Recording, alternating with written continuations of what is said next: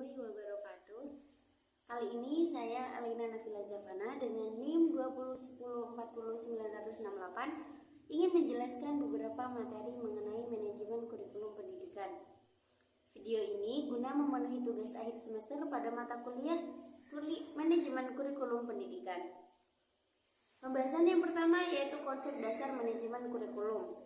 Manajemen adalah suatu proses yang terdiri dari tindakan-tindakan berupa perencanaan, pengorganisasian, penggerakan, dan pengendalian yang dilaksanakan untuk menentukan serta mencapai tujuan yang telah ditentukan melalui pemanfaatan sumber daya manusia dan sumber lainnya. R. Ibrahim mengelompokkan kurikulum menjadi 3 dimensi, yaitu kurikulum sebagai substansi, sebagai sistem, dan sebagai bidang studi. Suatu kurikulum juga dapat menunjuk pada suatu dokumen yang berisi tentang rumusan tujuan, bahan ajar, kegiatan belajar mengajar, serta jadwal dan evaluasi. Kemudian ada ruang lingkup manajemen kurikulum. Lingkup manajemen kurikulum ini meliputi perencanaan, pengorganisasian, pelaksanaan, dan evaluasi kurikulum. Kegiatan kurikulum pada tingkat satuan pendidikan lebih mengutamakan untuk merealisasikan dan merelevansikan antara kurikulum nasional (SK atau DKD) dengan kebutuhan daerah atau kondisi sekolah yang bersangkutan, hingga kurikulum tersebut merupakan kurikulum yang integritas dengan peserta didik maupun dengan lingkungan di mana sekolah itu berada. Kemudian ada prinsip dan fungsi manajemen kurikulum. Terdapat 5 prinsip yang harus diperhatikan dalam melaksanakan manajemen kurikulum, yaitu produktivitas, demokratisasi, kooperatif, efektivitas, dan efisiensi, mengarahkan visi, misi, dan tujuan yang ditetapkan dalam kurikulum. Sedangkan fungsinya ada yang pertama yaitu meningkatkan efisiensi pemanfaatan sumber daya kurikulum.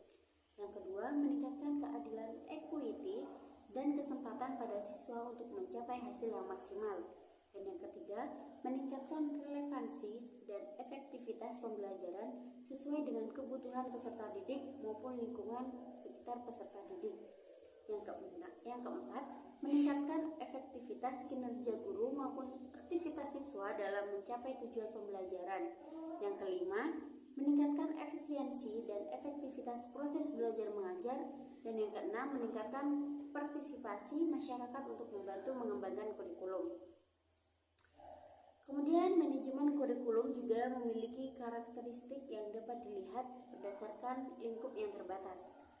Pada pelaksanaan kurikulum di sekolah atau madrasah dimulai dari perencanaan, pengorganisasian, pelaksanaan, dan evaluasi kurikulum.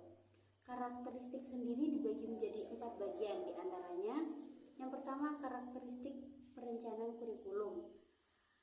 Perencanaan kurikulum ini terdiri dari pengertian perencanaan kurikulum, fungsi perencanaan kurikulum, serta model kurikulum dan desain kurikulum. Yang kedua, karakteristik pengorganisasian. Ini merupakan pola atau desain bahan kurikulum yang tujuannya untuk mempermudah siswa dalam mempelajari bahan serta mempermudah siswa dalam melakukan kegiatan belajar mengajar sehingga tujuan pembelajaran dapat dicapai secara efektif. Karakteristik yang ketiga yaitu pelaksanaan kurikulum. Pelaksanaan kurikulum ini dibagi menjadi 2 tingkatan, yaitu pelaksanaan kurikulum tingkat sekolah dan tingkat kelas. Perbedaan tugas kepala sekolah dan tugas guru dalam pelaksanaan kurikulum yaitu pada tingkat kelas dan tingkat sekolah.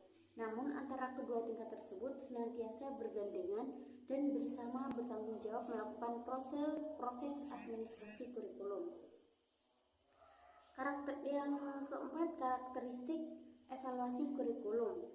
Sebagai usaha sistematis mengumpulkan informasi mengenai suatu kurikulum untuk digunakan sebagai pertimbangan mengenai nilai dan arti dari kurikulum dalam suatu konteks tertentu. Pembahasan yang kedua yaitu fungsi-fungsi manajemen kurikulum. Yang pertama ada perencanaan kurikulum. Perencanaan kurikulum merupakan suatu perencanaan kesempatan belajar yang dimaksudkan untuk membina siswa ke arah perubahan tingkah laku yang diinginkan dan menilai hingga di mana perubahan-perubahan telah terjadi pada diri siswa atau peserta didik. Fungsi perencanaan kurikulum yaitu sebagai pedoman atau alat manajemen, sebagai penggerak roda organisasi dan tata laksana untuk menciptakan perubahan dalam masyarakat sesuai dengan tujuan organisasi, sebagai motivasi untuk melaksanakan sistem pendidikan sehingga mencapai hasil yang optimal. Nah, kemudian ada pengorganisasian kurikulum. Pengertian pengorganisasian kurikulum: setelah menetapkan suatu rencana kurikulum, selanjutnya dilakukan pengorganisasian kurikulum. Gilbert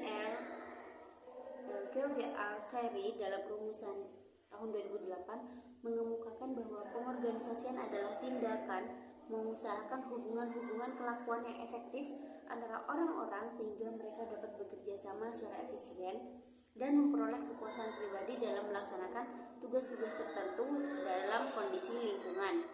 Tentu guna ini untuk mencapai tujuan dan sasaran tertentu. Maka ini memberikan pengertian pengorganisasian dalam konteks manajemen secara umum.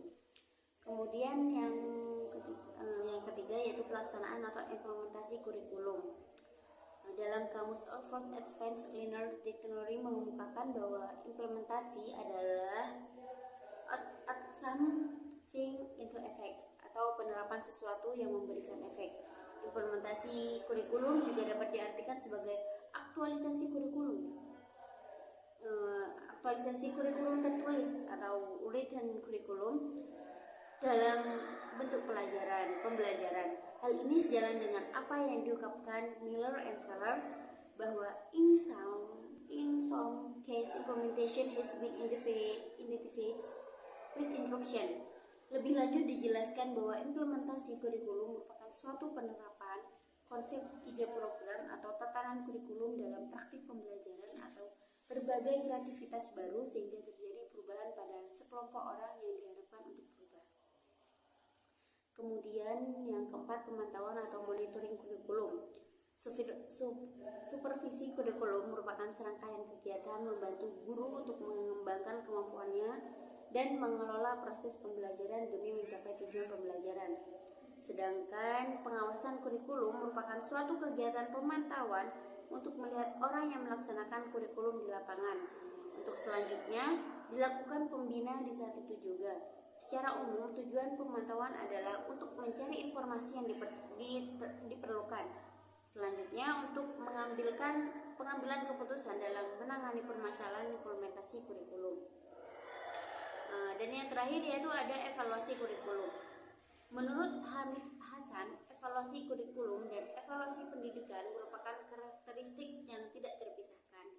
Karakteristik itu adalah lahirnya berbagai definisi untuk suatu istilah teknis yang sama. Demikian pula dengan evaluasi yang diartikan oleh berbagai pihak dengan pengertian yang berbeda. Tujuan evaluasi kurikulum adalah menyempurnakan kurikulum dengan cara mengungkapkan proses pelaksanaan kurikulum yang telah berhasil mencapai tujuan yang telah ditetapkan. Mungkin cukup sekian penjelasan dari saya